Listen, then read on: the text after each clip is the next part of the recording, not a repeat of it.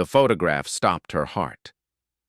Emma stood frozen in the marble hallway of the Crawford mansion, her cleaning supplies forgotten at her feet. There, hanging in a gold frame among portraits of elegant strangers, was her mother. Her real mother. The woman who died giving birth to her 17 years ago. The woman she'd only seen in one faded picture her grandmother kept hidden in a drawer. But here she was, young, radiant, wearing a white dress Emma had never seen before, standing in front of this very mansion. "Why are you staring at my wall?" Emma spun around. James Crawford, the billionaire whose home she'd been cleaning for exactly 3 days, stood behind her. He was younger than most billionaires she'd imagined, maybe 35, with sharp eyes that seemed to see everything. I'm sorry, sir. I was just what?" His voice wasn't angry. It was something else. Something that made her skin prickle with fear. Emma's hands trembled. "That woman in the photo, who is she?" James went completely still. The color drained from his face like someone had pulled a plug. For 5 long seconds, he said nothing. Then his jaw tightened, and he pulled out his phone. "Security," he said quietly. "We have a situation." 3 days earlier, Emma's life had been simple. Simple and hard, but simple. She lived with her grandmother, Betty, in a tiny apartment on the east side of town. The paint peeled from the walls. The heater only worked half the time. But it was home. It was all they had. Betty was 73 and worked as a seamstress, her fingers aching every night from pushing needles through fabric. Emma worked 2 jobs, one at a coffee shop before school, one cleaning houses after.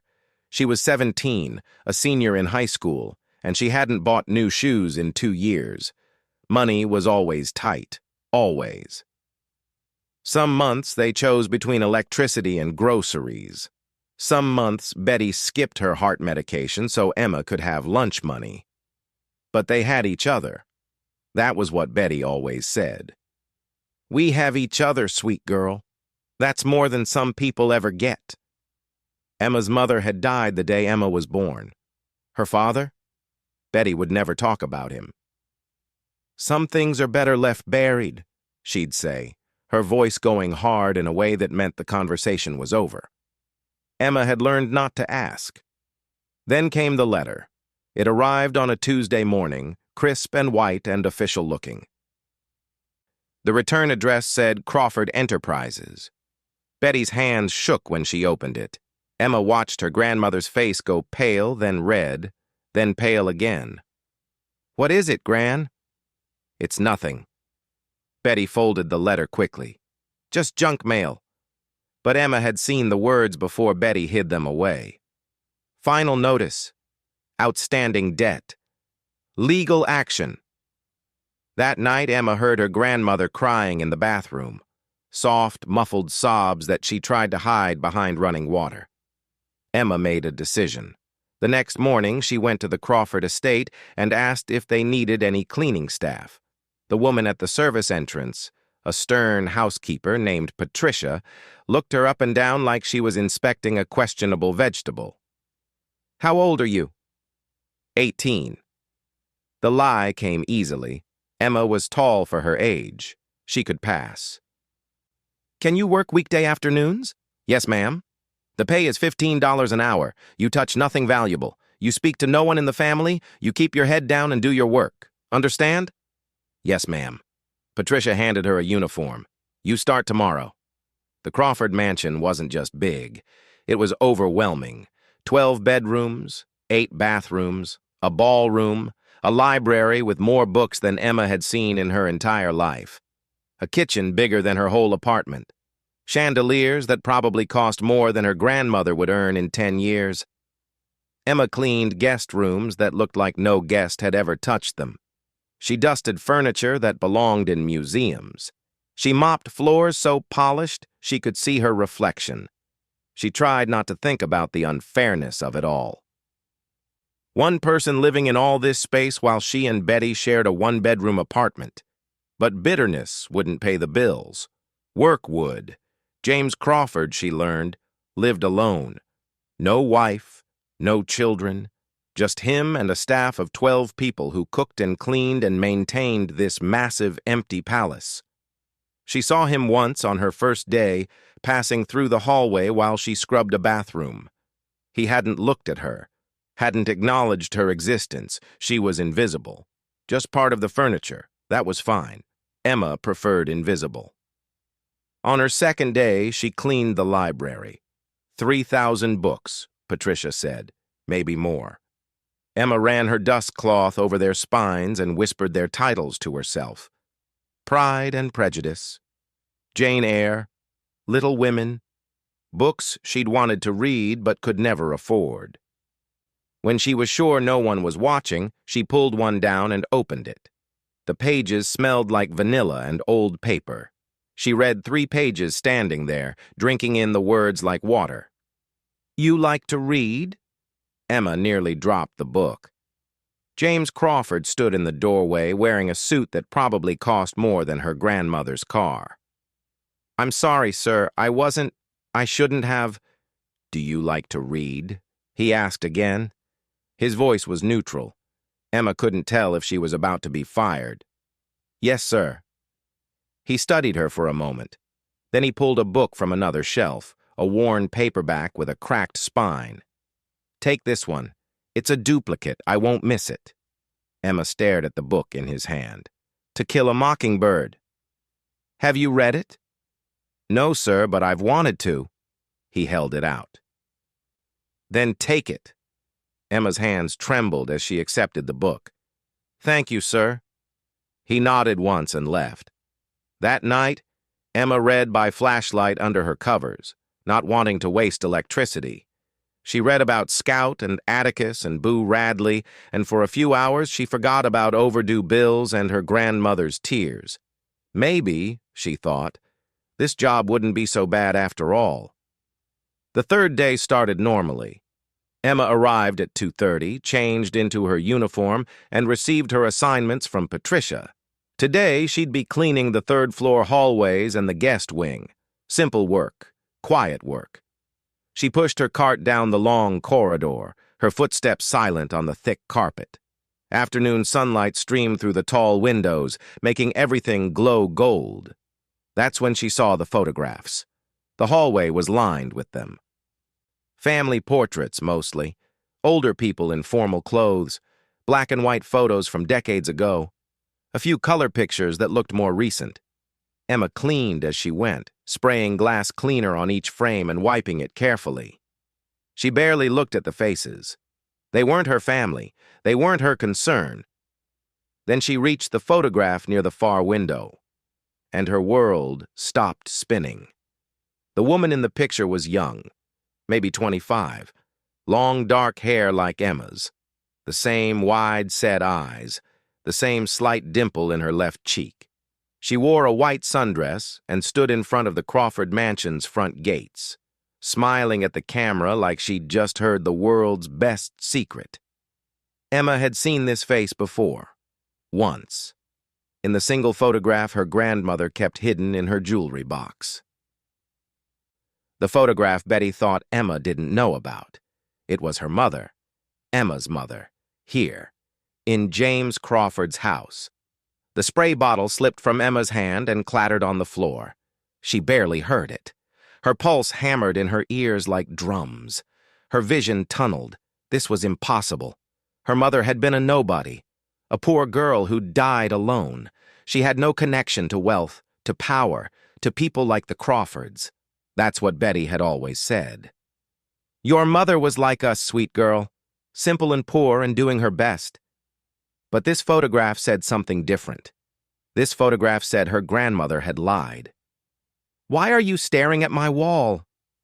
Emma spun around, her heart trying to punch through her ribs. James Crawford stood 5 feet away, his expression unreadable. I'm sorry, sir. I was just what? His voice was quiet. Too quiet, like he was working very hard to stay calm. Emma's mouth went dry. She should lie. She should make up an excuse. She should pick up her supplies and leave, and never mention this again.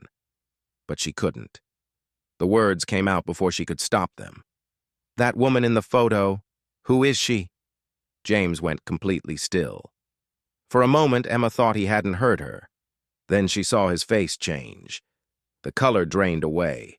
His jaw clenched so tight she could see the muscles jump. He stared at her, really stared at her, looking at her face like he was seeing it for the first time.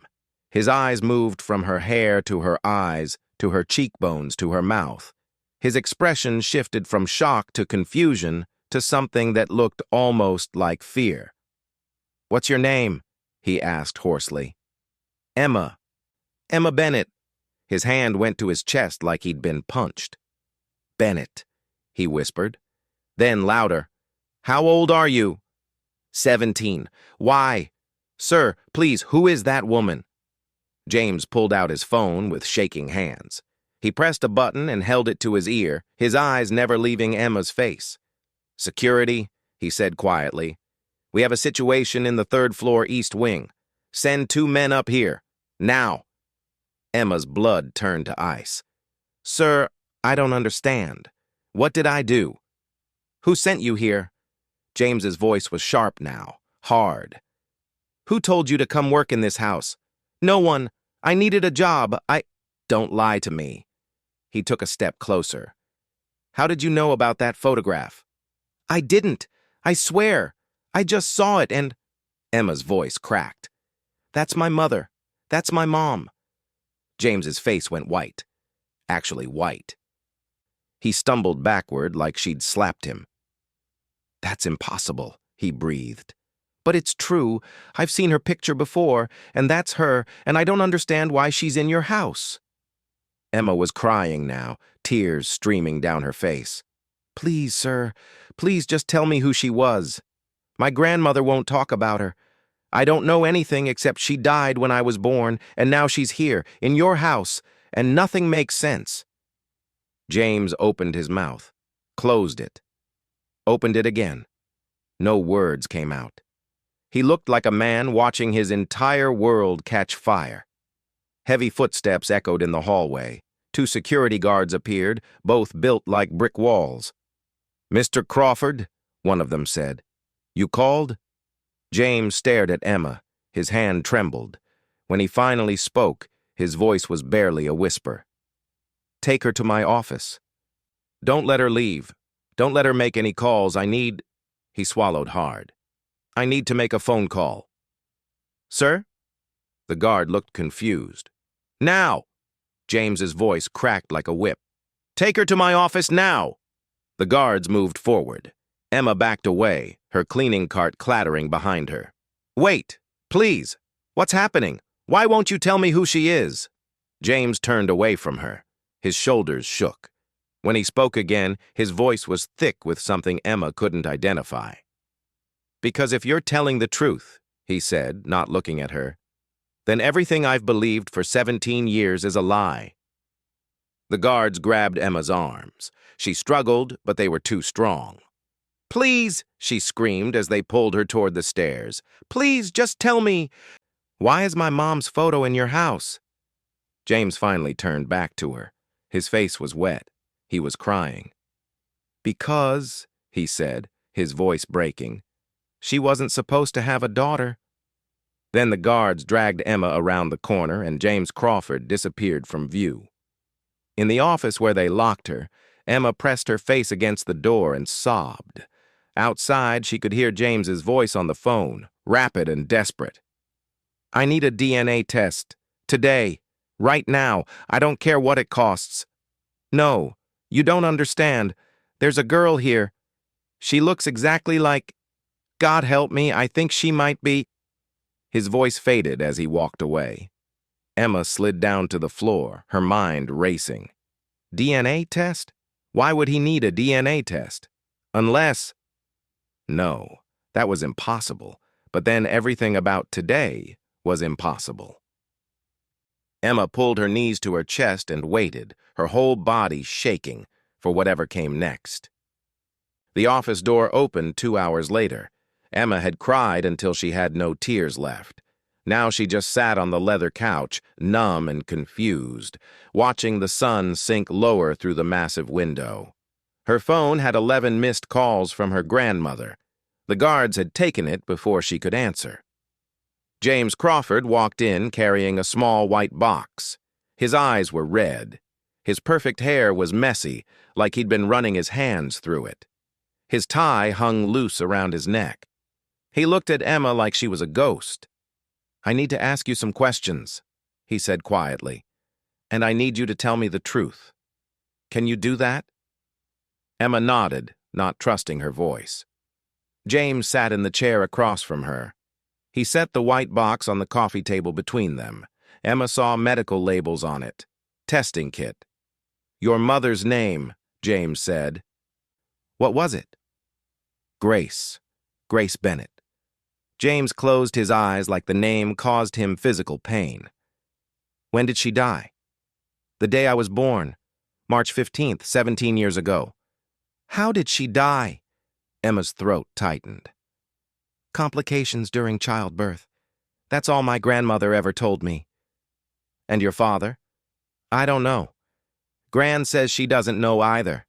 She says my mom never told her who he was." James's hands curled into fists on his knees. "Where did your mother live before you were born?" "I don't know. Gran won't talk about it. She gets upset whenever I ask questions." "What about other family? Aunts, uncles, cousins?" "Just me and Gran. That's all we've ever had." James stood abruptly and walked to the window. He pressed his forehead against the glass. His shoulders rose and fell with heavy breaths. "Mr. Crawford," Emma whispered, "please, who was my mother to you?" He was quiet for so long Emma thought he wouldn't answer. Then, in a voice barely louder than a breath, he said, "She was my wife." The room tilted. Emma gripped the couch to keep from falling. "What?" "Grace wasn't just anyone in this house." James turned to face her, tears streaming down his face. "She was my wife. We got married 18 years ago. I was 27. She was 23. And she was the only person I've ever loved." Emma couldn't breathe, couldn't think. The words didn't make sense. But that's impossible. Gran said my mom was poor. She said she was alone when she died." "Your grandmother lied to you." James's voice cracked. "Grace lived here, in this house, with me. We were happy. We were trying to start a family. And then one day, she disappeared." "Disappeared?" 17 years ago. She left me a note saying she couldn't do this anymore, that she was sorry, that I shouldn't try to find her." James wiped his face with shaking hands. "I searched for months, hired investigators, put up missing person reports, but she vanished like smoke, no trail, no clues, nothing." Emma's mind reeled. "But why would she leave?" "I don't know." James's voice rose, then broke. "I've spent 17 years asking myself that question. We'd had a fight the night before. A stupid fight about something I can't even remember now. When I woke up, she was gone. I thought maybe she'd come back, that she just needed space. But weeks passed, then months, then years." He sank into his chair, looking suddenly old. "I hired the best investigators money could buy. They found nothing. It was like she'd never existed. Eventually, I had to accept that she was gone, that whatever I'd done, whatever I'd said, had driven her away forever." "Mr. Crawford," "James. If you're really Grace's daughter, you should call me James." Emma's whole body trembled.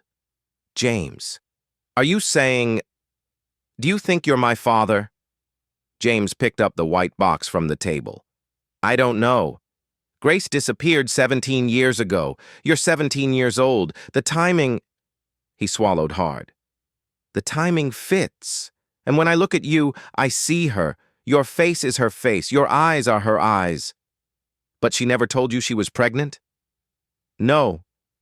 If she knew, she kept it secret." James opened the box with shaking hands. This is a DNA test. It's not official, but it'll give us answers in a few hours. I need to know, Emma. I need to know if you're mine. Emma stared at the test kit. Everything was moving too fast. This morning she'd been a poor cleaning girl. Now she might be the daughter of a billionaire? It was too much. Too impossible. What if I am? She whispered. What if the test says yes? James looked at her with raw, desperate hope. Then I've been looking for you my whole life without even knowing you existed. James swabbed Emma's cheek with gentle hands. His fingers trembled. He sealed the samples carefully like they were made of glass, then called someone to rush them to a private lab. 2 hours, he said after hanging up. We'll know in 2 hours. They sat in heavy silence. Emma didn't know what to say. What do you say to the man who might be your father? The man whose wife was your mother? The man whose entire life story contradicted everything you'd been told? Tell me about her, Emma finally said. Tell me about my mom. James's face softened. Grace was... she was light.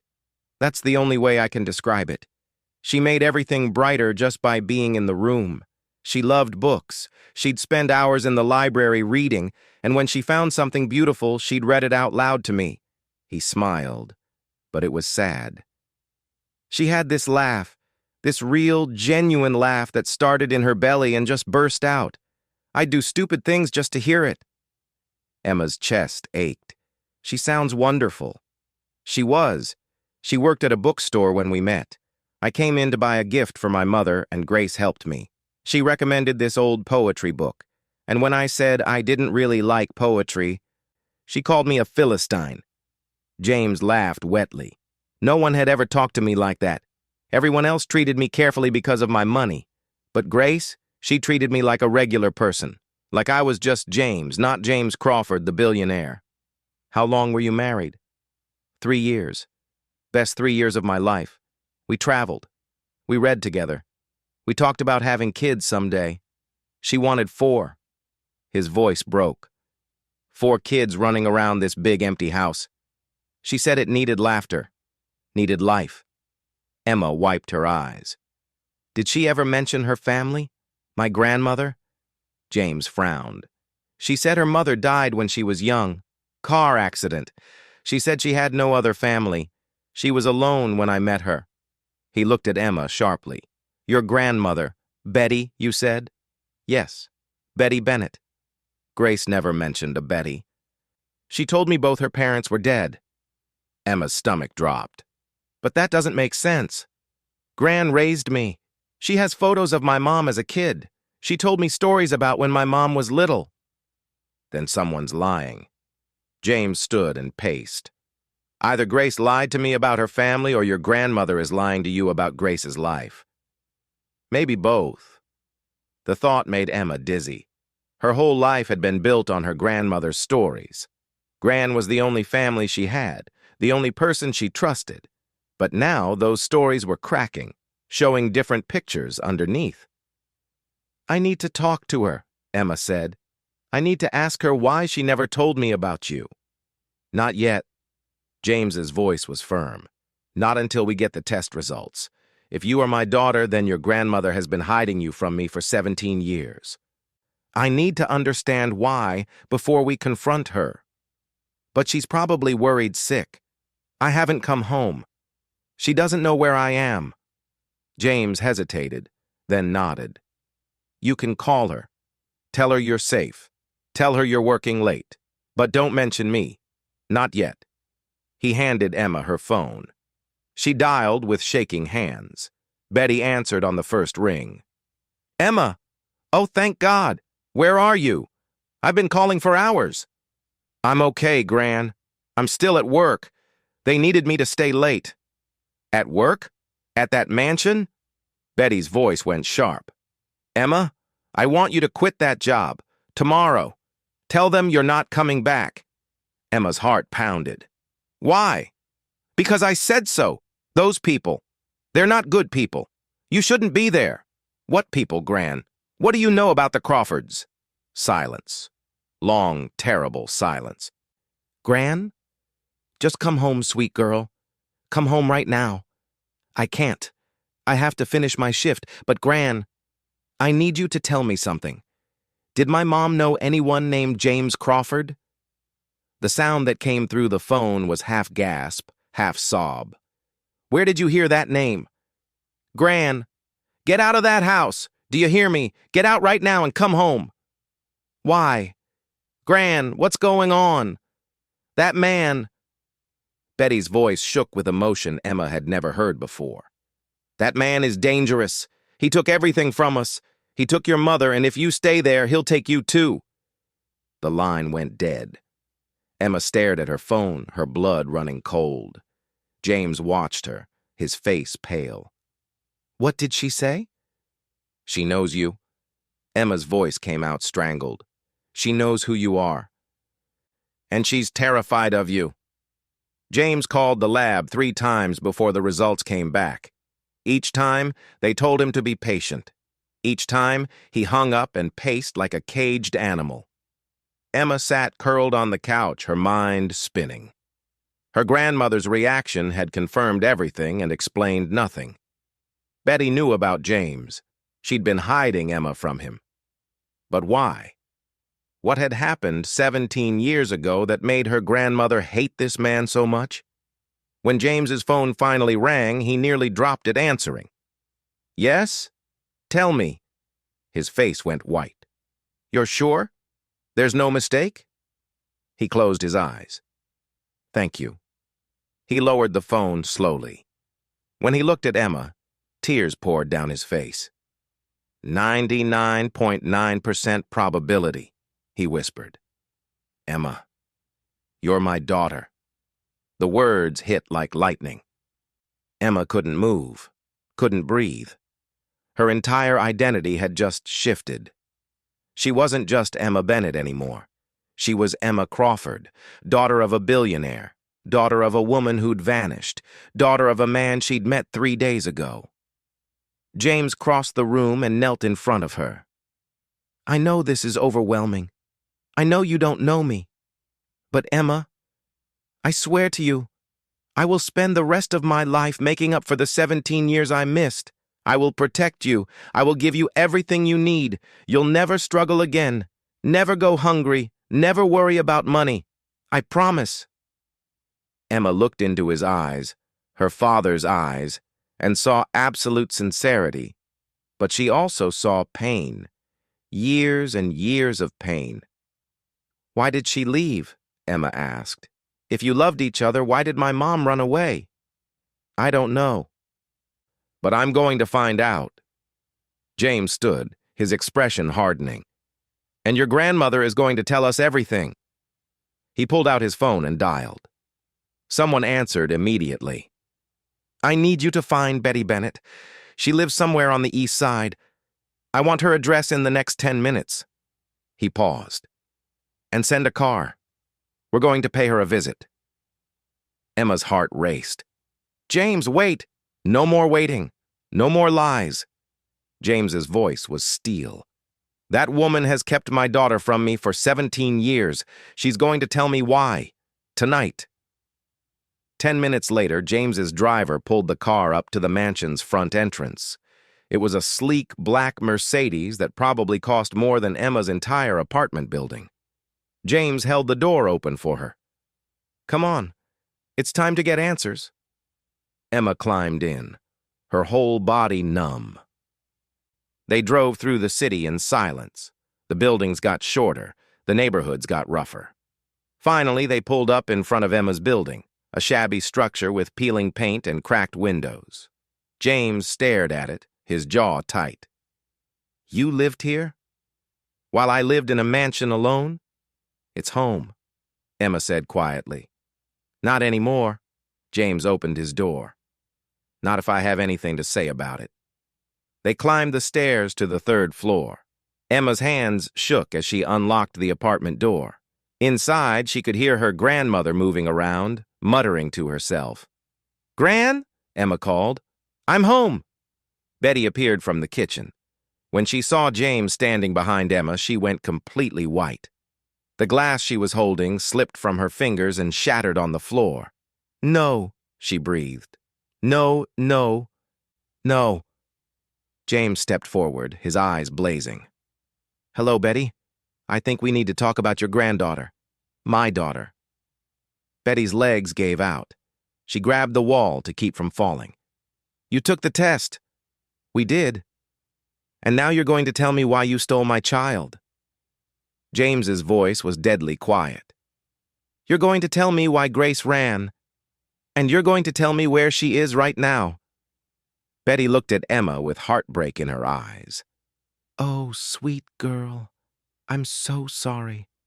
I did everything wrong, but I was only trying to protect you." "Protect her?" James snarled. "You let her live in poverty while I would have given her everything." "You don't understand." Betty's voice rose. "Grace didn't leave because she wanted to. She left because she had to." "Why?" Emma shouted. "Why did she have to leave?" Betty's face crumpled. When she spoke, her voice was barely a whisper. "Because James's mother found out Grace was pregnant, and she threatened to kill the baby if Grace didn't disappear." The room went deadly silent. James staggered backward like he'd been shot. "What?" "Your mother came to Grace 6 months after you got married." Betty's words tumbled out fast now like poison she'd been holding in for years. "She said Grace wasn't good enough for the Crawford name, that she was a gold digger from nowhere, that if Grace really loved you, she'd leave before she ruined your life." "That's insane," James breathed. "My mother wouldn't." "She did.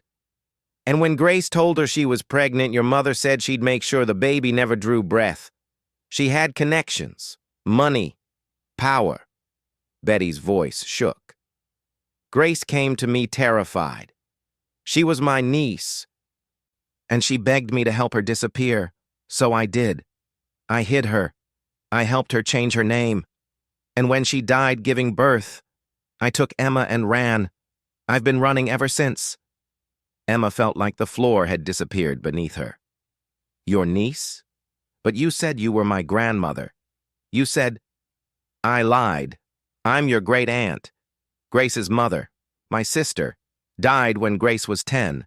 I raised her after that. And when she needed help, I helped her, even if it meant lying to you."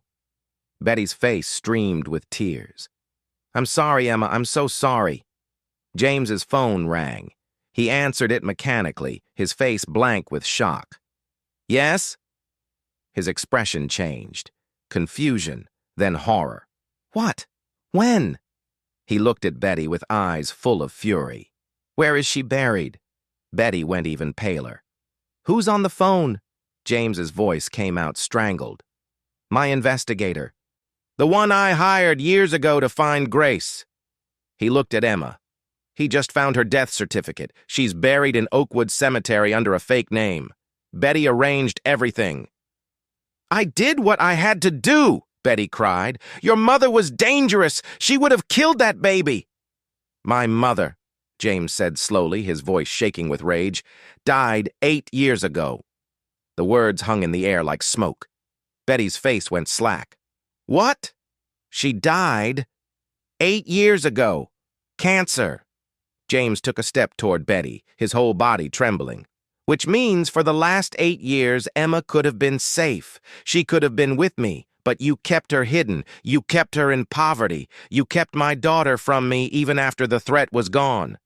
Betty's mouth opened and closed. No sound came out. "You let me believe my wife abandoned me," James continued, his voice breaking. "You let me spend 17 years thinking I'd done something so terrible that Grace would rather disappear than stay with me. You let me mourn.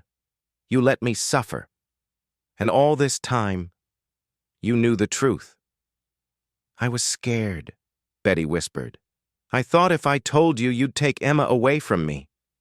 She was all I had left of Grace." "So you chose your grief over my daughter's future? Over her right to know her father?"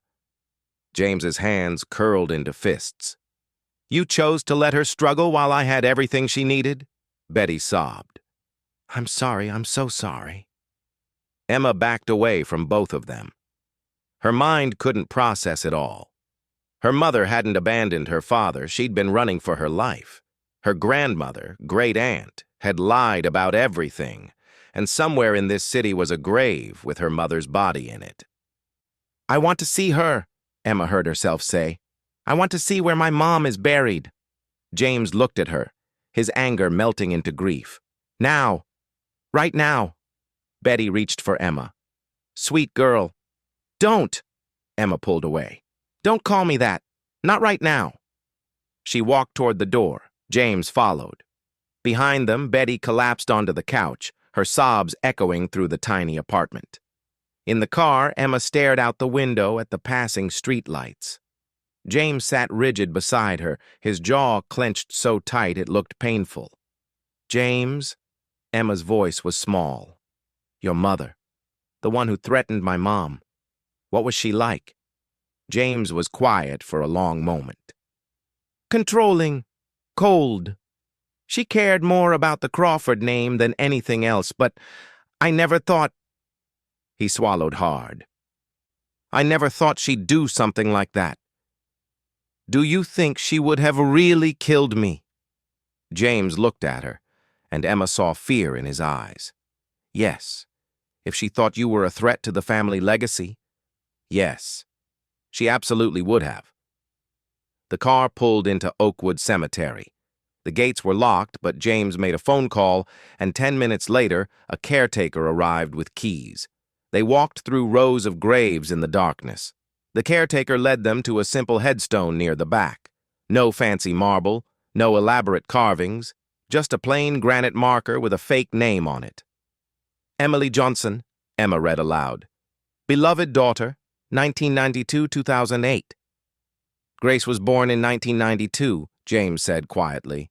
"She died in 2008. Betty changed the name but kept the dates. Maybe she wanted some piece of the truth on the stone." Emma knelt in front of her mother's grave.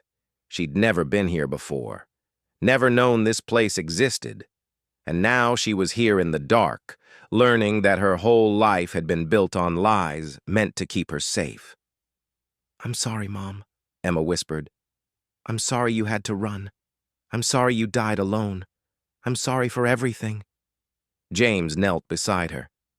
"I'm sorry too, Grace. I'm sorry I couldn't protect you. I'm sorry I didn't know. But I promise you, I'll take care of our daughter. I'll give her everything you wanted for her. I swear it." They stayed there for a long time, father and daughter kneeling by a grave, mourning a woman who'd tried to save them both. Finally, James stood. "We should go.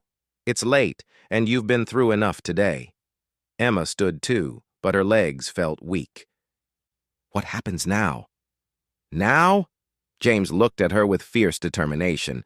"Now I make sure you're safe. I don't trust Betty anymore, so you're coming home with me, to your real home. But my things, we'll send people for them tomorrow. Tonight, you're coming to the mansion. You're coming home, Emma, where you should have been all along." The car drove them back through the city.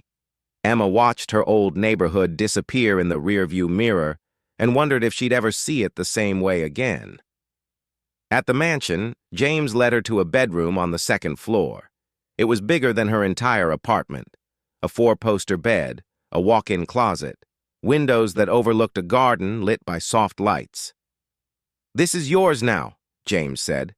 "We'll get you clothes tomorrow, anything you need. But for tonight, try to rest." Emma stood in the doorway, overwhelmed. "James, why didn't you ever remarry? After my mom left?" James's expression went soft and sad. "Because I never stopped loving her. Even when I thought she'd abandoned me, I couldn't stop. There was only ever Grace. Only her." He left Emma alone in her new room. She lay on the massive bed and stared at the ceiling, her mind replaying everything that had happened. This morning, she'd been poor. Tonight, she was rich. This morning, she'd been nobody. Tonight, she was Emma Crawford, daughter of a billionaire. This morning, she'd had a grandmother she trusted. Tonight, she had a great aunt who'd lied to her for 17 years. Emma closed her eyes and tried to sleep. But sleep wouldn't come, because underneath all the shock and confusion, one question kept burning in her mind. If James's mother had been dead for 8 years, and Betty had kept Emma hidden anyway, what else was Betty lying about? Emma woke to sunlight streaming through silk curtains and forgot, for one perfect moment, where she was. Then reality crashed back. The mansion, the DNA test, her father, her mother's grave, Betty's lies. She sat up in the enormous bed and looked around the room that was now supposedly hers. On the nightstand, someone had left a note in neat handwriting. "Breakfast is ready when you are. Take your time. We have a lot to discuss. James."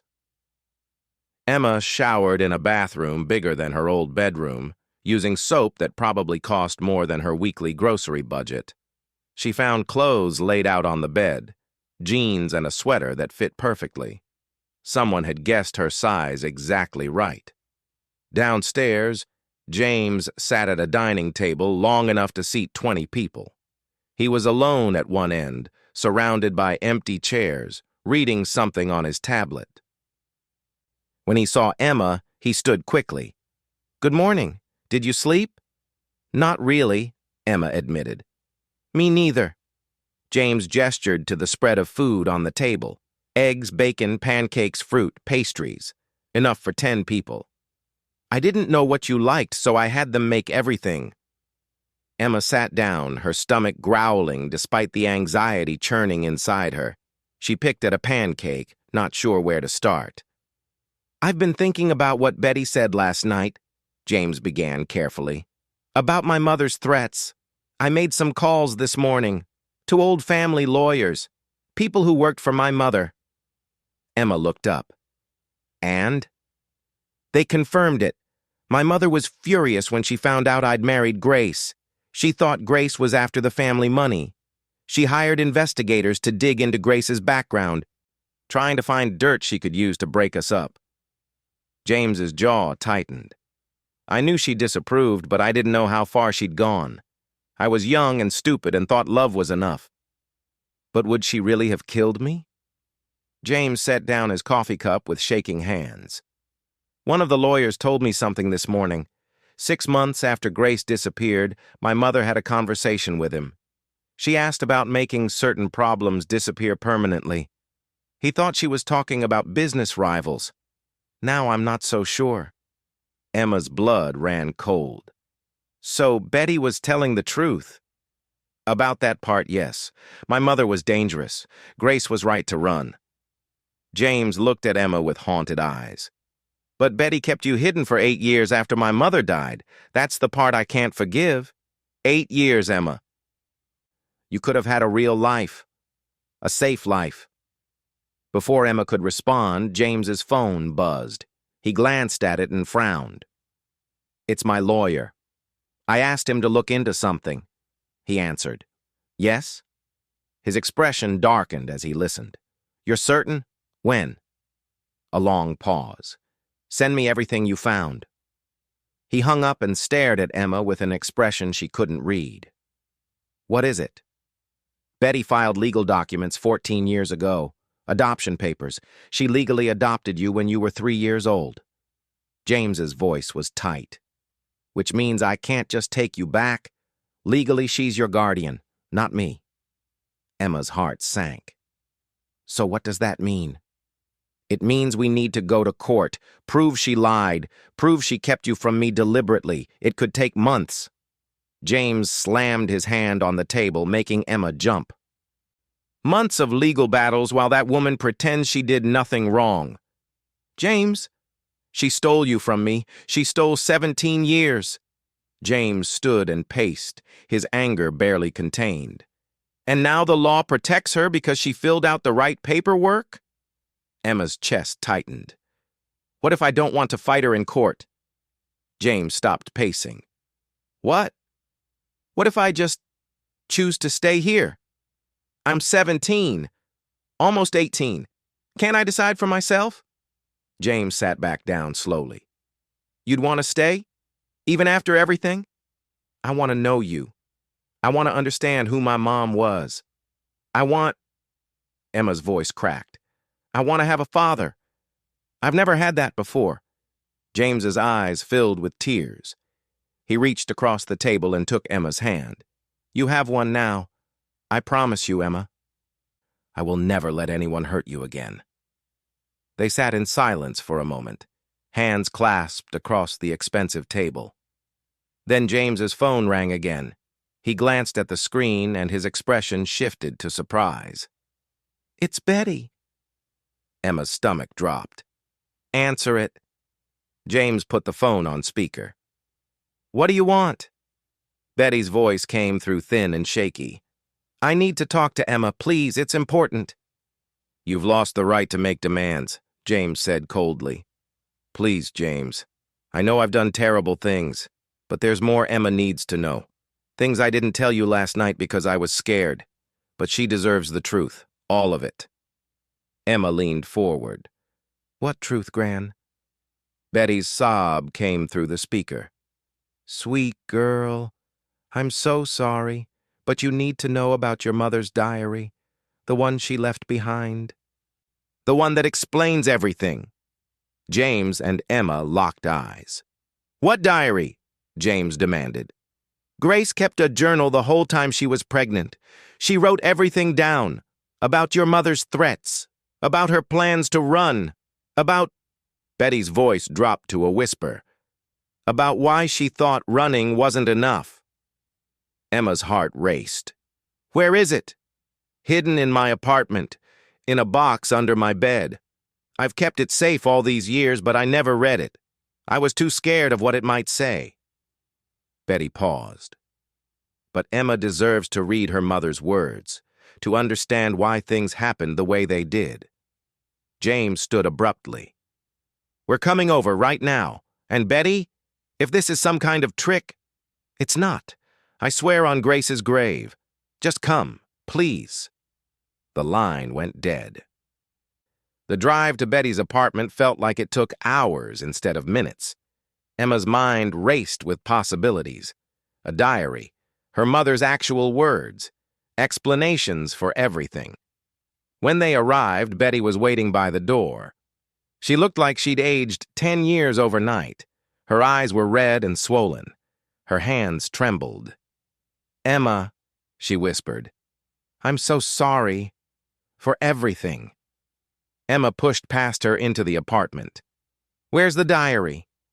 Betty led them to her bedroom. She knelt by the bed with difficulty and pulled out an old shoebox covered in dust. Inside, wrapped in tissue paper, was a leather journal with a broken clasp. Emma took it with shaking hands. The cover was worn soft with age. On the first page, in handwriting she'd never seen before, were the words, For my daughter, if I don't make it. I'm sorry I couldn't stay. Mom. Emma's vision blurred with tears. She turned to the first entry. January 10th. I took a pregnancy test today. Positive. I'm going to have a baby, James's baby. I should be happy. I want to be happy, but I'm terrified. His mother knows. She came to see me yesterday. She said terrible things. She said I'm ruining James's life, that I'm trash pretending to be worthy of the Crawford name. I tried to tell James, but he won't listen. He thinks his mother will come around. He doesn't understand how much she hates me. Emma read on, her heart breaking with each page. Her mother's fear, her desperation, the escalating threats from James's mother. February 3rd, she offered me money today, $5 million to leave James and get an abortion. When I refused, she got cold. Really cold. She said if I won't get rid of the baby willingly, she'll make sure it's taken care of another way. I don't think she was joking. I saw something in her eyes. Something dead. I'm scared. Really scared. James read over Emma's shoulder, his face getting paler with each entry. I didn't know. God help me, I didn't know any of this. March 15th. Aunt Betty is helping me disappear. We're leaving tomorrow. I wish I could tell James the truth. But his mother watches everything. She has people following me. She reads our emails. She listens to our phone calls. If James knows where I'm going, she'll find me. The only way to keep our baby safe is to vanish completely. I'm writing this diary in case something happens to me, in case my daughter grows up wondering why her mother left. Baby girl, if you're reading this, I left because I loved you. I left because your father's mother would have killed you. I left because running was the only way to keep you alive. I'm sorry I couldn't be braver. I'm sorry I couldn't fight harder. I love you. I love your father. But love isn't always enough to keep people safe. Emma couldn't read anymore. She closed the diary and held it to her chest, sobbing. James wrapped his arms around her and they cried together. Betty stood in the doorway, tears streaming down her face. I'm sorry I kept it from you. I was scared that if you read it, you'd want to find James, and I thought that would put you in danger. His mother was dead, James shouted. The danger was gone. I didn't know that for sure. She was powerful. She had connections. What if she'd left instructions? What if someone was still watching? Betty's voice rose. I know I was paranoid. I know I made mistakes, but everything I did was to protect Emma. You didn't protect her. James stood, fury radiating from him. You kept her in poverty. You watched her struggle. You let her work herself to exhaustion while I had everything she needed. I gave her love. I gave her a home. I gave her everything I had, Betty shouted back. What did you give her? Nothing, because you didn't even know she existed. Because you made sure I didn't know. Stop! Emma screamed. Both adults fell silent, staring at her. Emma stood, holding the diary like a shield. Stop fighting! Both of you! This isn't helping! Emma, Betty started. No, let me talk. Emma's voice shook but held firm. Gran, you lied to me. For my whole life, you lied. You said my mom was alone. You said she was poor. You made me think I came from nothing. But I didn't. I came from love. My mom and James loved each other. They wanted me. And you kept that from me. Betty's face crumpled. I was trying to keep you safe. I know. And maybe at first, that was the right choice. But 8 years ago, when James's mother died, you should have told us. You should have let us find each other. Emma turned to James. And you can't blame Gran for everything. She raised me. She worked herself to the bone to keep food on our table. She loved me when no one else could. That has to count for something. James's jaw worked. She kept you from me. She kept me alive, Emma shot back. Maybe her methods were wrong. Maybe she held on too long. But without her, I wouldn't be here at all. My mom would have died alone, and I would have died with her. Silence fell over the room. Betty sobbed quietly in the corner. James stared at the floor, his fists clenched. Emma looked between them, these two people who'd shaped her life in such different ways. I need time. I need to think about all of this. I need to figure out who I am now that everything I thought I knew is wrong. Where will you go? James asked quietly. I don't know. Maybe I'll stay at the mansion for a while. Maybe I'll come back here sometimes. Maybe I need both of you in my life, even though you hate each other. Emma wiped her eyes. But right now, I need to be alone. She walked out of the apartment, clutching her mother's diary. Behind her, she heard Betty and James start arguing again, their voices rising and falling like waves. Outside, Emma sat on the building's front steps and opened the diary to the last entry. March 28th. The baby is coming. I'm in labor. Aunt Betty is driving me to the hospital, but something feels wrong. Really wrong. I'm bleeding too much. I'm scared I won't make it. If I don't, please tell my daughter. Your father is a good man. He didn't know about you, but he would have loved you with everything in him. Don't blame him for my leaving. Don't blame Betty for hiding you. We all did what we thought was right. We all loved you in our own broken ways. Be better than us, baby girl. Be braver. Be kinder.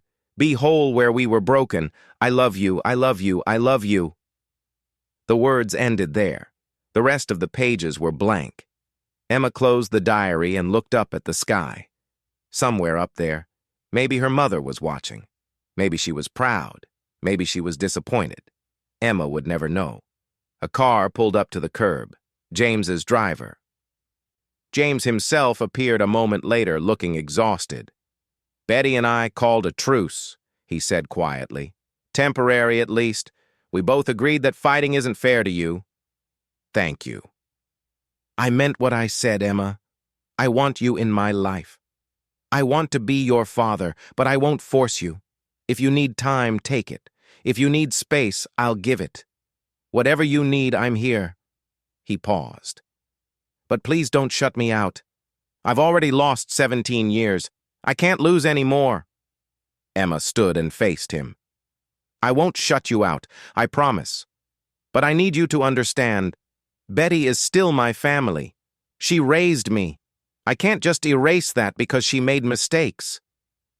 James's expression was pained, but he nodded.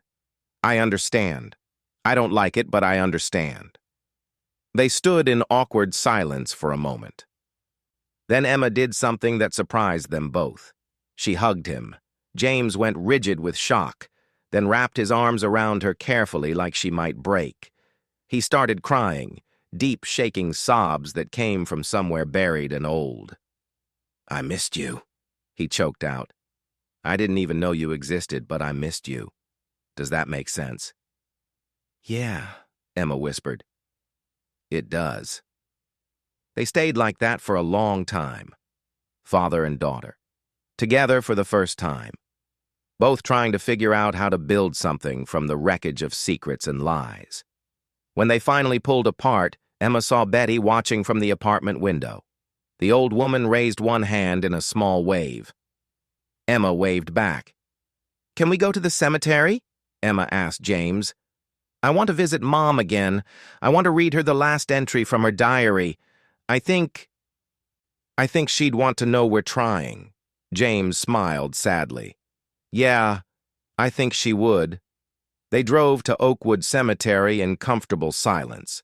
At the grave, Emma read her mother's final words aloud. James stood beside her, one hand on her shoulder. "We're going to figure this out, Mom," Emma said to the headstone. "It's going to be messy and complicated and hard, but we're going to try. For you." The wind picked up, rustling through the trees. Emma chose to believe it was her mother's way of saying she approved. As they walked back to the car, Emma's phone buzzed. A text from an unknown number. "Miss Crawford, my name is Victoria Reed.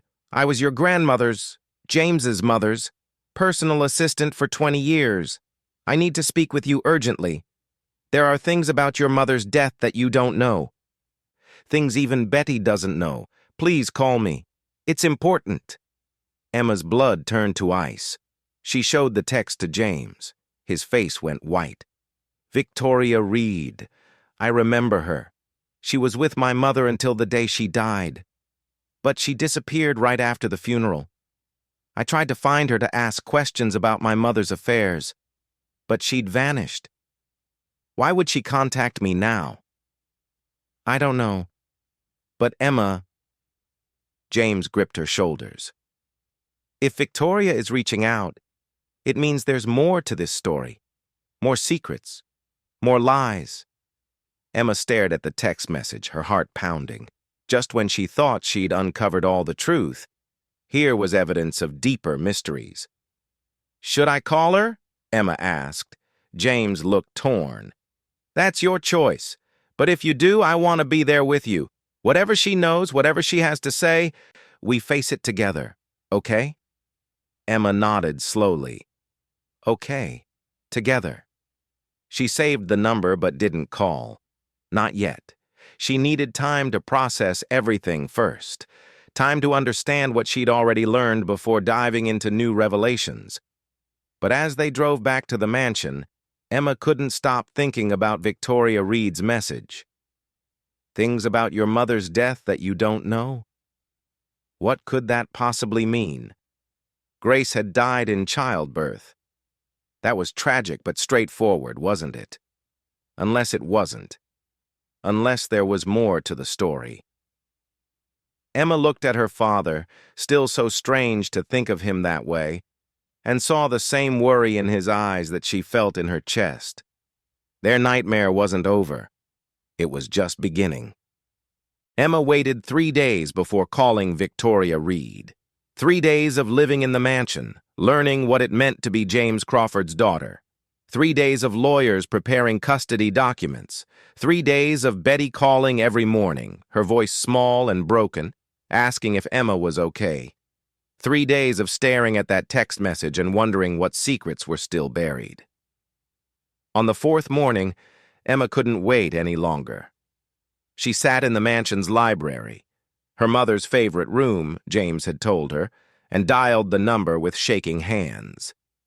Victoria answered on the first ring. "Emma, thank you for calling." The woman's voice was older, refined, careful. Emma could hear traffic in the background. "You said you knew things about my mother's death." "Not over the phone. Can you meet me? Today, if possible." "There's a coffee shop on Riverside Drive called Mabel's. 2 o'clock. Emma's grip tightened on the phone. "Why should I trust you? You worked for the woman who threatened to kill me." A long pause. "Because I'm the one who helped your mother escape." The words hit like a punch. "What?" 2 o'clock, Emma. Come alone or don't come at all. What I have to tell you will change everything." Victoria hung up. Emma sat frozen, her mind reeling. Victoria had helped her mother? The assistant to the woman who'd terrorized Grace had actually helped her run away. Nothing made sense anymore. James found her 20 minutes later, still sitting in the library, staring at nothing. "Emma? What's wrong?" She told him about the call, about the meeting, about Victoria's claim. James's face went through a series of expressions: shock, confusion, anger. "You can't go alone. If this is some kind of trap," she said to come alone. "I don't care what she said. Emma, we don't know what this woman wants. She could be dangerous." James paced the library. "Let me come with you. I'll stay outside. She won't even know I'm there." Emma considered it. Part of her wanted James there for protection. But another part, the part that had survived 17 years with Betty, knew how to take care of herself. "Okay," she finally said. "You can drive me there, but you have to stay in the car. If Victoria sees you, she might run." James didn't like it, but he agreed. Mabel's coffee shop was a tiny place squeezed between a laundromat and a bookstore. Emma arrived at exactly 2 o'clock. James parked across the street, his jaw tight with worry. "I'll be watching," he said. "Any sign of trouble, you run. Understand?" Emma nodded and crossed the street. Inside, the coffee shop smelled like cinnamon and old books. Only 3 tables were occupied. At the back corner sat a woman in her 60s with gray hair pulled into a neat bun. She wore a simple dress and no jewelry. When she saw Emma, she stood. "Emma, you look just like her." Emma approached cautiously. "Victoria?" "Yes, please sit." Victoria gestured to the chair across from her. "I already ordered you a hot chocolate. Grace always said hot chocolate fixed everything." Emma sat slowly. "You knew my mother well?" "Better than anyone except your father. I worked for Catherine Crawford, James's mother, for 20 years. But Grace?" Victoria's eyes softened. "Grace was the daughter I never had. When Catherine started making threats, I knew I had to help her escape." "Why are you telling me this now? Why not years ago?" Victoria wrapped her hands around her coffee cup. "Because I made a promise to your mother, a promise I've kept for 17 years. But now that you've found James, now that the truth is coming out anyway, you deserve to know everything." She leaned forward. "Emma, Your mother didn't die in childbirth. She was murdered." The word hung in the air like poison. Emma's vision tunneled. "What?" "Let me start at the beginning." Victoria's voice was steady but sad. When Grace found out she was pregnant, Catherine was furious. She offered Grace money to leave. When that didn't work, she made threats. Real threats. Catherine had connections to people who made problems disappear. Grace knew she was in danger. "So you helped her run?" "Yes." "I arranged everything. Fake ID, a new name, money from my own savings. I drove Grace to Betty's house myself and made sure no one followed us." Victoria's eyes filled with tears. "I thought she'd be safe there. I thought once the baby was born, Catherine would give up and move on. But she didn't. No. Catherine hired investigators to find Grace. It took them 8 months, but they tracked her down 3 days before you were born." Victoria's voice dropped to a whisper. "Catherine sent someone to Betty's apartment. Not to talk. To finish what she'd started." Emma's hands went numb. "What happened?" "Grace went into labor early. The stress of being found, the fear, it triggered early labor. Betty was driving her to the hospital when a car ran them off the road." Emma's breath caught. "They tried to kill her?" "They succeeded." Victoria wiped her eyes. "The car crash did enough damage. Grace made it to the hospital, but she was bleeding internally. The doctors did everything they could, but the damage was too severe. She died 3 hours after you were born." The room spun. Emma gripped the table to keep from falling. "Betty told me she died from childbirth complications." "That's technically true, but it wasn't natural complications. It was murder staged to look like an accident." Victoria pulled an envelope from her purse. "I've kept evidence all these years. Police reports that were buried, medical records that disappeared, witness statements that were ignored. Catherine had enough money to make it all go away." Emma took the envelope with shaking hands. Inside were photocopies of documents. Police reports describing a hit and run. Medical records showing severe internal trauma inconsistent with a simple car accident. A witness statement from someone who saw a black SUV deliberately ram Betty's car. "Why didn't you come forward?" Emma's voice cracked. "Why didn't you tell the police?" "I tried. I went to the police the day after Grace died. They laughed me out of the station. Said I was a hysterical woman with conspiracy theories. Catherine had already paid them off." Victoria's face hardened. "I went to James next, showed him everything, begged him to believe me." Emma's heart stopped. "James knew?" "No, he didn't believe me. He was grieving his mother. Catherine had died 2 weeks before Grace. Heart attack, supposedly. James thought I was trying to ruin his mother's memory. He fired me on the spot and threatened legal action if I ever contacted him again." Emma's mind reeled. James had known? He'd been told the truth and refused to believe it? "I don't understand. If Catherine was already dead, who ran my mother off the road?" Victoria's expression went dark.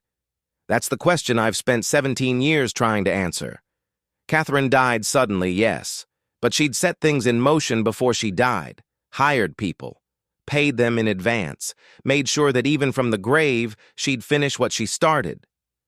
"Who? Who did she hire?" "I don't know for certain, but I have suspicions." Victoria pulled out another document. 2 days before Grace died, Catherine transferred $5 million to an offshore account.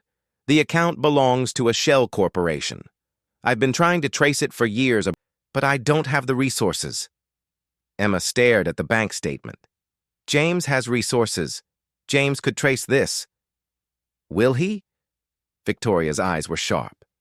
17 years ago, he called me a liar, threw me out of his house, refused to even look at the evidence. What makes you think he'll believe you now?" "Because I'm his daughter. Because he loves me." "He loved your mother, too. That didn't stop him from denying the truth when it was inconvenient." Victoria's voice was gentle but firm. "Emma, I know you want to believe your father is a good man. Maybe he is. But grief and guilt make people blind. James blamed himself for Catherine's cruelty. He couldn't accept that his mother was a murderer. It was easier to believe Grace just died tragically than to face the truth. Emma's chest ached. She thought about James, his tears at her mother's grave, his promises to protect her, his genuine love. Could he really have known the truth and refused to see it? "What do you want me to do with this information?" Emma asked. "Find out who killed your mother. Make them pay.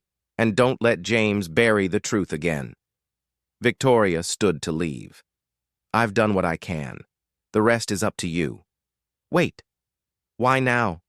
Why tell me all this now?" Victoria paused at the door. "Because I'm dying. Stage 4 cancer. I have maybe 3 months left. I've carried this secret for 17 years, and I won't take it to my grave. Your mother deserves justice. You deserve the truth." She smiled sadly. "And maybe, if there's an afterlife, Grace will forgive me for not being brave enough to fight harder when it mattered." Then she was gone. Emma sat alone in the coffee shop, surrounded by evidence of her mother's murder, her whole world crumbling again. James was waiting in the car, his face tight with worry. The moment Emma got in, he knew something was wrong. "What happened? What did she say?" Emma looked at him, this man who was her father, who claimed to love her, who'd been told the truth once before, and turned away. "She said my mother didn't die naturally. She said Catherine had her killed." James went white. "Emma, no. We've been through this. Victoria has been spreading that conspiracy theory for years. It's not true." "How do you know?" "Because I investigated. After Victoria came to me, I hired my own people to look into it. They found nothing. The car accident was just an accident. Grace's death was tragic, but it was natural. Victoria has police reports, medical records, witness statements, all of which can be faked or misinterpreted."